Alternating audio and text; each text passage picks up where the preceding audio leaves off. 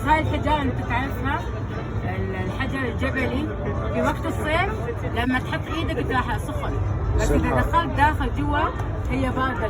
سبحان الله. نحن كانوا قديما في البيوت اللي اهل الجبل يبنون من هالبيوت نوعين، نوع الحجر يكون السخن على جوا في الشتاء عشان يعطيهم الدفء. نعم نعم. واللي يكون بارد يكون جوا، يعني يكون العكس. بالعكس. عشان ما يكونون يبدلون الحجر وكذا وياخذ منهم وقت، فيعملون بيتين، بيت يكون شتوي وواحد صيفي. يعني الحين هذا الصيفي ليش؟ لان لما تلمسه في الخارج يكون سخن، لما تدخل داخل بارد. يعني عشان يعطيهم برودة. ممتاز والله.